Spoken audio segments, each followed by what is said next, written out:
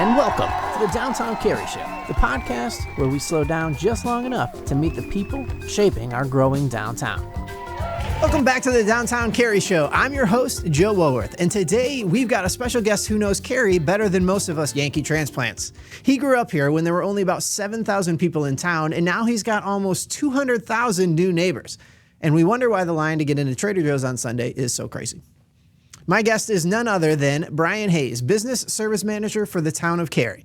Bryan's been here long enough to remember when the only place to buy a Christmas present was Ashworth's. So if you want some inside info on the Cary 2040 Community Plan, a nearly 300-page vision for the future of our town, and the 2 new parking decks will open, and why Cary is still the kind of place where the grass in the median looks better than the grass in my front yard, please welcome my guest, Business Service Manager for the town of Cary, Bryan Hayes.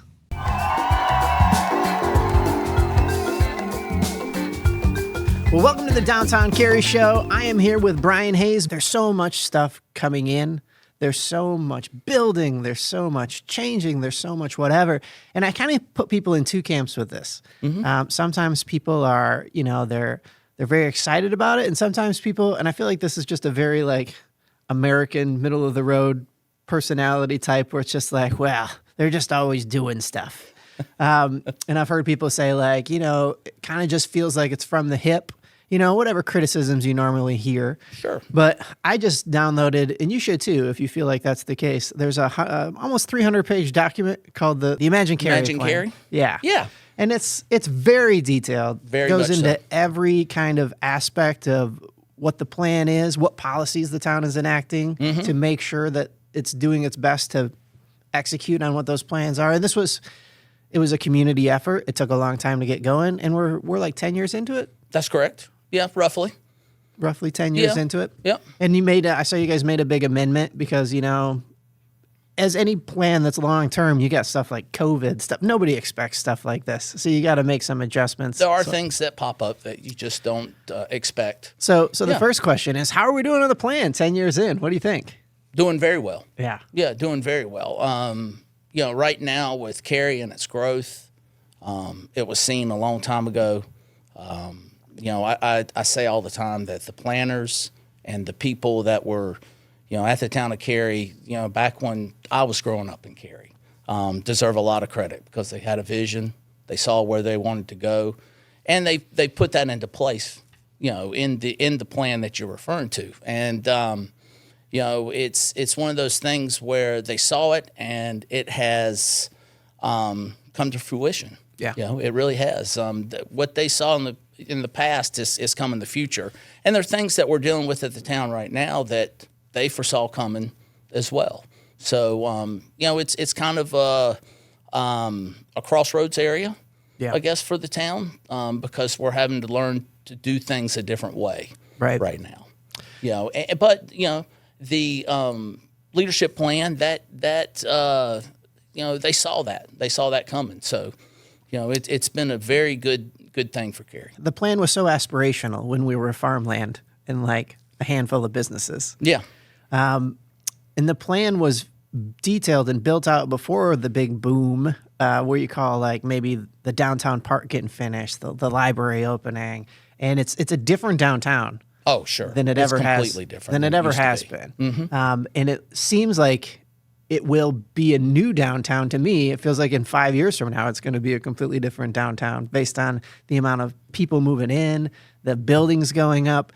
And so I just wanted to kind of speak on behalf of that notion of it seems like they're just kind of, it's like, there's been a pretty detailed plan. Now that you were the perfect guy to talk to about it. Definitely been a detailed plan. Yeah, so for years. I tell people all the time, I grew up in Cary. And you're one of the few guys I know that has. Guys that grew up in Cary. My parents moved to Cary in 1973. There were 7,600 people in Cary at the time.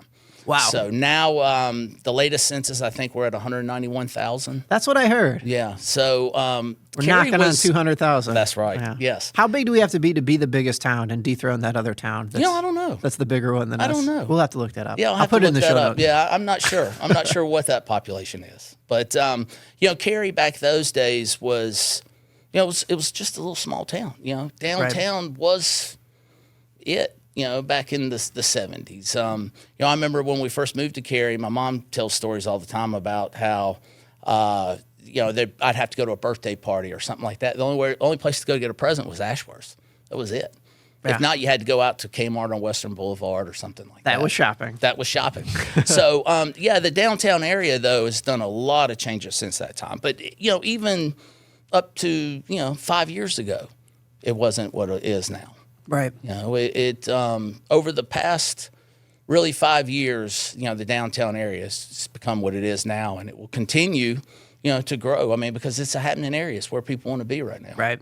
So how do you think things like the downtown park, the new library, the streetscape improvements, all the events and activities that Parks and Rec are doing, how do you think that's been impacting businesses and residents? Well, as you know, 5 years ago, there was nobody in the downtown area. We'd leave work at 5 o'clock on a Friday, and there was nobody there. It was a ghost town. Right. Now there's people everywhere. When the people come, there's challenges that we have to deal with pedestrians and, sure. Safety concerns, that sort of thing in the downtown area. But from a business perspective, they have definitely, I would say, benefited from the growth in the downtown area. I mean, just the people that are in the downtown area now on the weekends is so much different than it used to be. I'm definitely in the camp of people that get really excited about new development. Mm-hmm. I love it when new stuff opens, new businesses, new apartments, new nonprofits, all the things. I like it. And there's got to be a lot going on. And I know that's a big part of your job. So I'm curious if you just wanted to talk a little bit about what's going on right now that has you excited. What's coming to downtown right now? I'm really excited about the Lloyd's that's coming in, the new restaurant right there at the old Gurkhans. Okay. That's the gas station on the corner. That's the gas station right there on the corner. Across from the bank. I'm looking forward to that. Yeah, that's a project that's just ongoing or just getting started now. Do you know why they chose the name Lloyd's? It was the original gas station. Oh, okay. There on the corner. So that was the name. That was the name of the original gas station on the corner. So that's going to be the name of the new restaurant that's going in the area. Do you know anything about what kind of restaurant it's going to be? I don't know which. I've heard a few different things, but I'm not sure what they've decided on yet. Okay. But is that going to be a pretty big build? Because it's not a very large building right now. Yeah, it is. They're going to be adding on a little bit to it. I think that the square footage of it right now was only like 1,200 square feet, something like that. But then you can close the bays. But I also noticed last week they cleared out the section behind Gurkhans, or the new Lloyd's, in between the fire admin building and the Gurkhan section. They've cleared that out, and there's more space there than I was thinking. Yeah. So, they'll add on some there. I get particularly excited when it's a new restaurant because I know I'm involved. I'm going to at least try it. That's right. Probably like it. Yeah, I'm looking forward to it. I'm also looking forward to the parking. Yeah. We're not oblivious to the fact that, parking is an issue, and we are working on it. And we've got some good plans. We've got, 2 decks that are, just about, completed. We're hoping to have those done, roughly February is what we're looking at right now. Are those going to both be free decks for public parking? Mm-hmm. Okay. Yep, sure will. That's the one that in the mixed use development. That's right. Over there on South Harrison, right at South Harrison and East Chatham Street. Yep. We've got the Meridian Cary development that's going on there now. And then we have the Cedar Street deck that's going on as well. We were excited. We had Lazy Days last weekend, and we opened up Cedar Street first time in a while, so we were excited about that. Yeah. But they're plugging away at the deck on Cedar Street. Should be done, like I said. We're hoping by February at the latest. Yeah. And a lot of that depends on weather. We've moved really fast on that project, and the project manager for that project has done an excellent job. Yeah, parking is one of those things where I've heard multiple people tell me, residents particularly with this point of view, I would have never thought I would be hurry up and build some parking decks. That's right. That's right. But when you need them, you need them. It's kind of like when you buy new tires for your car. Yes. You spend all that money, your car is going to feel better, but it's still the same car. It's still the same car. It's just that's right. Safer and better. And I feel that way about parking decks a little bit. Yeah, exactly. I've never been more excited about parking decks in my life. I don't think. That's right. But no, Yeah, I'm looking forward to the parking being completed. But it's been said, and I've heard that if you have a parking problem in an area, a downtown area, then it's a thriving area. Sure. So I'd rather have a parking problem than a not parking problem. Yeah. And those 2 decks are very walkable to the park. Oh, yeah. Which is, I think, Yep. why most people come. That's right. There was talk a while back. I remember hearing about like some kind of maybe like a shuttle service or anything. Is that still? That's correct. We works? do have a shuttle service now that runs out of off Wilkinson over there by Town Hall. Okay. There is a bus stop there. They'll come through, and there's a little route that they'll run through in the downtown area. Okay. Currently. So that's a little pro tip if you're That's experiencing some parking issues That's right exactly now. right. Yeah, you can always on the weekends you can park over on Town Hall, catch the bus there, and it'll go around the park. Yeah. In that area there.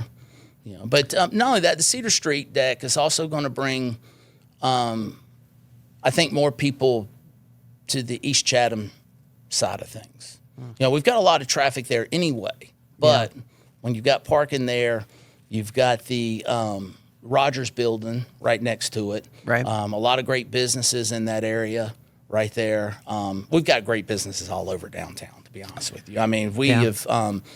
That's one thing I can really say. The businesses in the downtown area are just, some great people. They got great owners, and they really care about the downtown area. What do you hear, if you hear anything, from people saying like, man, I wish we had more of this downtown? Is there any kind of thing that comes to mind? Parking. Parking, yeah. Parking is usually the big one that we hear. Yeah, that's parking is the thing. I hear some people say like a grocery store.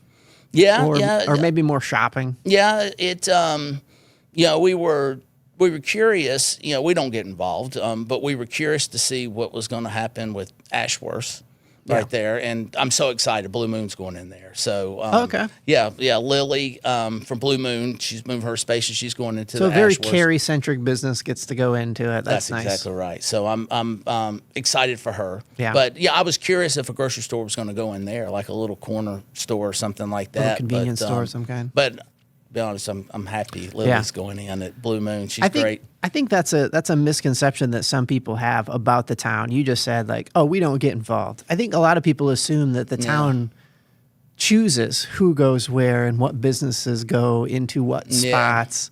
That's not really part of the planning. No, definitely not. It's not something that, unless it's a big box office or a big box store that's coming in and they have a development plan to build their own building and that sort of thing, then sure, we know about that sort of thing. But lots of times, in the downtown area, they'll develop a building, but they're looking for a certain type of tenant for that area. Sure. The developer is, not the town. Right. Yeah. So your guys' role is more to, make sure they're following the rules. That's correct. Make sure they're eligible for what they want to do there. Yeah. And maybe hear some concern from the community. Sure. Oh, definitely. Definitely. And I'm one of the ones that enjoy talking with the people. And not a lot of people aren't, excited about things, but I enjoy talking to them because at least I can explain, our point of view. And some of the things, they have misconceptions that aren't necessarily true. Sure. That, I can explain a better way. And then all of a sudden it makes them realize, oh, okay. Yeah. Yeah, I was wrong, for example. Yeah, I remember I heard, and I didn't watch this one nor attend it, but I heard that it got a little heated with what was going on with Waverly, with the approval of I guess it was like 8 or 9 stories. Yeah, they had some... which is tall for that area. Yeah, some redevelopment on the backside of Waverly over there. And it got approved, right? It did, but I don't know if it was the original. Sure. I think there was some... negotiation, I guess, or, with the town, we're not out there to make citizens upset by no means. We're trying our best to do what the town needs to do in the future of the town, but also at the same time, we're here for the citizens. We work for the citizens. They pay our salary. Yeah. So I think that might be one of the common misconceptions, that the town is like working for the businesses as opposed to, as you put it, you're public officials, you're working for the citizens. That doesn't mean that you're anti-business or you're working against businesses. No, definitely.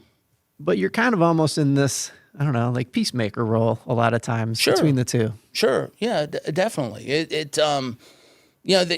The town itself, we're looking after, Cary ordinances, Right. The citizens of Cary, infrastructure, that Right. sort of thing. And back to that plan, like Yeah. that's where the community input is being filtered into, right? Before it all started, there was like, well, what do we want to be as a Yeah. town? And you guys collected all that input from citizens, business owners, nonprofits, everybody, that collaboration thing. Yeah. I don't know why I feel like so defensive about it, but sometimes I just feel like, but that's not really what happened when I hear people getting hot and bothered about it. Yeah, I run into that quite a bit, but it's really lots of times, it's nothing that a conversation can't fix. Yeah. Because it's just misconceptions. Lots of times people just don't know. And Right. if I didn't work in this field, I wouldn't know. I was having a conversation with somebody that lived over by Waverly, and they're like, I'm going to be able to see that from my back porch. Yeah. And I was like, oh, yeah. Okay. Yeah. Yeah, there was concessions made But there. I knew him, and I was like, so well, you buy the land then. I mean, that's just not how it works. You don't get to dictate your view. No, exactly. Because you own your quarter acre. That's exactly. I mean, it's hard for us to tell a developer what to do when he's spent, a good bit of money on, Right. Land. But that being said, there is a development review process Sure. that they go through, and we do have a say-so in that. You guys care a lot about like what it looks like, the trees, the rainwater, all that kind of stuff, which I think, is that a bit of why Cary Town Center is just kind of currently paused with what's going on with the mall? Well, I really don't know much about that. Well, my understanding I don't know was much about that area just because it's, we don't own it. Right. We don't own the land. My understanding was, and maybe you can kind of verify this, that there was so Epic bought it after the first company had it, and they had all these plans and they were working towards it, and then Epic bought it. So that the plan started over. And then my understanding was the window to submit plans from Epic expired. And so now there's just currently no plans. I don't even know. I don't even know that, to be honest with you. I know that Epic owned it and they own the land, but I don't know what they're going to do with it right now. Yeah. Yeah, I just it's But kind stuff of been like one of that's them slow things. going. I mean, It is, and would we love to see something nice and aesthetically pleasing and beautiful in that area? Of course, Right. But we don't own the land, so Right. it's Epic's land. They can do what they want to. Right. Yeah. Up to a limit. Up to right? a limit. Of That's what exactly they can do right. what they're Up to a allowed to limit. do That's right. according to. As long as there's no ordinances that are violated, or Yeah. because we have, and that goes with anything. Though. That could Sure. be just neighborhoods, even. Absolutely. We have code enforcement because there's certain things that you have to, upkeep That's right. in a town. And nobody likes getting that letter from the HOA. I just got one that said my mailbox was crooked and it ticked me off, and then I fixed my mailbox and it looks better. Yeah. It's Yeah, just kind of, exactly. It's Yeah. just the way it works. I'm biased, of course, because I grew up in Cary, as I said. Yeah. I feel like I'm biased too. I feel like the show isn't fair. I love Cary. Yeah, that's it. Yeah, I I'm know, excited right? about what's coming It's downtown. all about the great things of Cary because I really don't have bad things to say. Yeah. I'm so biased. I, grew up here, went to high school here, and been working for the town for 20 years. Yeah. So, I am biased, but at the same time, I'm biased for a reason because I am proud of what the town has done. I'm proud of what the town has accomplished over the years, and not only for myself, but all my coworkers that I've worked with for 20 years. Sure. We've worked hard on things, and it's very rewarding. Yeah. To see it now. How many employees do you guys have at the town now? 1,200. 1,200. Mm-hmm. Wow. Yeah. That's impressive. So I guess that brings us to a good transition here. When I typed in and I was just trying to wonder, like, what are the hot button issues in Cary? Nothing surprising, just town stuff. But one of the things that comes up over and over again is growth versus charm. WRAL did like a story on it. And I think this is kind of like one of those questions that like people like to get worried about, and or I think it should be something that makes us pause and be like, okay, well, what makes us have charm? And I don't really even know if charm is the right word. So I think the question is, like, as we continue to grow, what could we potentially lose? How do we protect what we currently have? And I think when we say charm, I think we mean, to use the word the young kids use. I got daughters in college. It's the vibe. Yeah. It feels like a place that you want to live, where when you walk down the street, you might bump into some people that you know. Mm-hmm. That's kind of what I think people mean when they say charm. And I think that doesn't have to go away when you get bigger. Agreed. But I do think that there's probably some stuff that you have to be actively doing to preserve it. Agreed. Yeah, no, I agree with that. And you call it charm. I call it aesthetically pleasing. Sure. You know, I've been a lot of different places. You know, I grew up here, but, you know, traveling around to different areas, you know, since I'm in this line of work, I pay attention to things. And you can see immediately, you know, when you go into a town versus Cary, what the difference is. Yeah. And there's nothing wrong with the surrounding towns of Cary. Right. But when you drive into Cary, you notice it. I mean, the grass-fed medians, you know, the landscape and everything being one so of the first nice. things I noticed when I moved here, so I was in like 4 years in Mississippi, then Chicago, and I'd spend a lot of time on like 94 and 75 driving around. Yeah. And I remember when I came to visit Cary the first time, I was like, where is everything? Because there was no billboards and the trees blocked everything. Yeah. And then you would get off an exit and you'd be like, oh, here's stuff. And then you go down to the next one and you're like, oh, there's stuff here too. Yeah. And as a traveler, I was like a little bit like frustrated by it. But now that I live here, I'm like, oh, it looks nice though. That's exactly right. It's not a constant row of, I mean, we get enough with the advertisement. Come on. That's right. That's exactly right. I mean, can you imagine Cary with a bunch of billboards all over the place? Yeah, it big wouldn't. Signs, and it wouldn't be the same. It wouldn't be Cary. You know, and that sign ordinance goes back to when I was a kid. I was young. It was when I first moved to Cary, right? 73. So that sign ordinance has been around forever. And we're aggressive with tree protection in a way that a lot of towns aren't. Definitely. Which is why we have such great old growth trees everywhere. That makes it feel like an old established town as opposed to the ones that are 5 years old because they just got planted. And that goes back to what we were talking about earlier, the decision making of the you know, in the history of Cary and the way they've done things. Right. Yeah, and it all goes to where we're at now. We've been fortunate to have, you know, great leaders with the town, you know, one after another. You know, we've had great town managers that have continued the vision. You know, our current town manager, Sean Stiegel, he's been fantastic. He has continued that vision. So it is, that is what has made Cary what it is today. Yeah. Yeah. Yeah, I do think we have something pretty special here, I think. We do. There's so much to talk about as far as stuff getting built and stuff. I just want to knock down a couple real quick. I know that the idea of town hall campus redevelopment, so you got like that 28 acres over there. Is that kind of also mixed up with the notion of potentially moving the Amtrak station? Well, it's separate things. Separate things. Yeah, I know that they looked at the town hall campus. They've looked into that a little bit.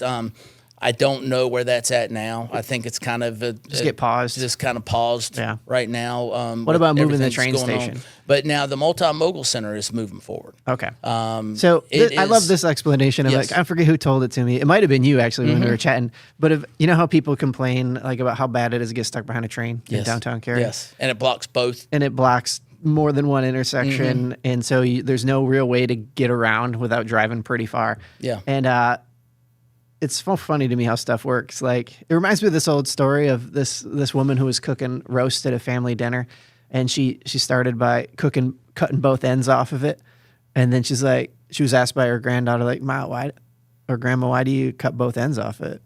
And she was like, well, that's because that's what my mom always did. And she happened to be in the next room. Mom, why'd you cut both ends off it? Because I had an 8-inch pan.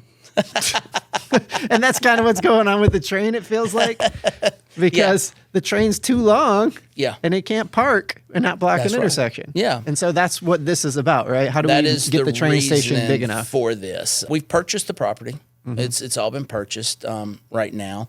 And I think we're looking at consultants on how we want to move forward. What's the best way to proceed? Is it roughly moving it down? Yes, where the it gas is. Station it's moving it down to the side, just on the west side of South Harrison, right there where the current gas station is, right there. And that's why all that's closed down, right? That's correct. That's the reason why all that is closed down. We've purchased all the property, in that area. And you're right. The reason for this is because, storage for a train, you need 600 feet, I think is roughly what it was for storage. So what was happening is where the current train station is, it would block both sides because they needed the storage. So on the multimodal center where it's at, we'll be able to store them back in an area where it won't block both intersections. But to your point, back when traffic wasn't a thing, who cares? That's right. But now it's a problem. Well, I mean, Carrie basically started because of the train. Right. And that was, that's really the roots of it. But, we're looking forward to that too. That's going to be nice, because I'm a train magnet. Every single time I go in or leaving the office, I get stuck at a train. All right. So is there anything that you wanted to mention as far as stuff that's coming up that would be useful for people that live in the downtown area to know? Any road closures or anything like that coming up?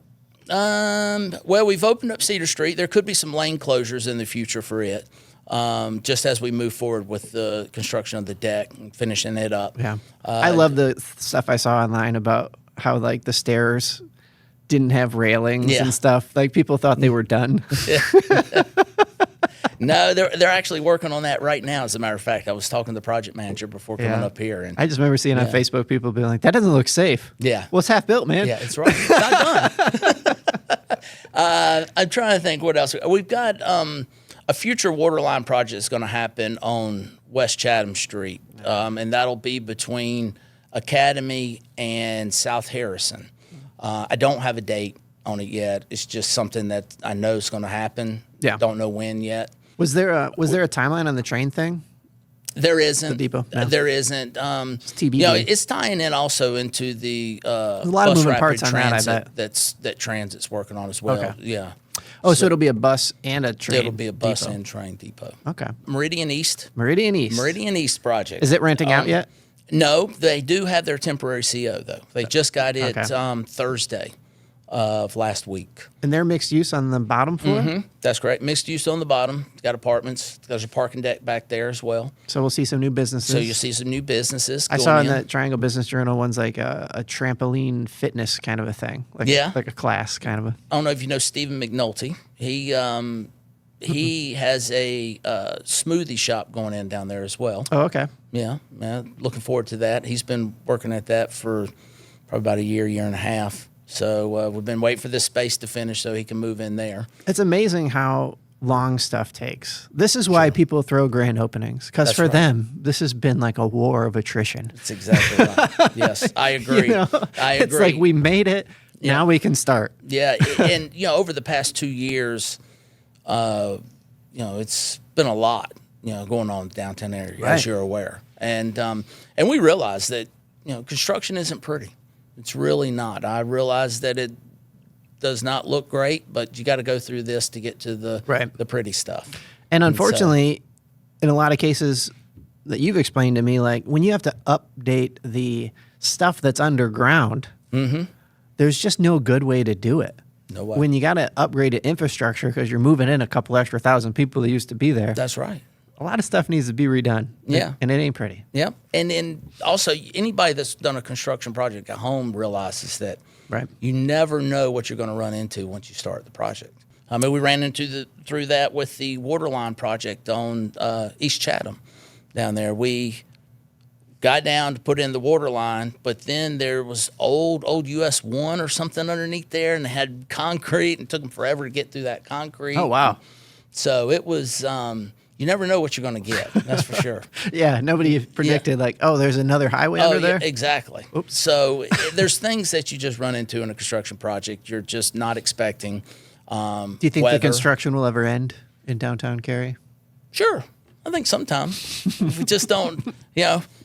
Only so much land. Yeah. So I did realize. I saw that in the Triangle Business Journal the other day that. That section on South Walker between Walnut Street and Byram, there's a little section there where those neighbors have sold that to a developer. So that's going to be coming up shortly as well. Yeah. I think that's the new normal construction in Cary, right? Since we're landlocked, there's no new, what is it called, green space when it hasn't been developed yet. Yeah. So we're out of that.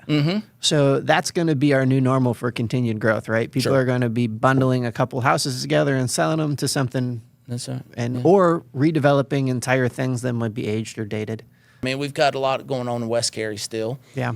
Development that's going over there, but a lot of that land is spoke for. Yeah. You're going to see a lot of redevelopment, as you said. You're going to see, infill lots. Right. Lots where they're tearing down a house and building a new one. You see that a lot in the downtown area right now. I see people get a little spicy about apartment complexes, but this is how we get new restaurants. And honestly, it's super pricey to buy a house. Let's have some empathy for our new neighbors. No, I agree. There's not that many single-family homes that are affordable in the Cary area. Yeah.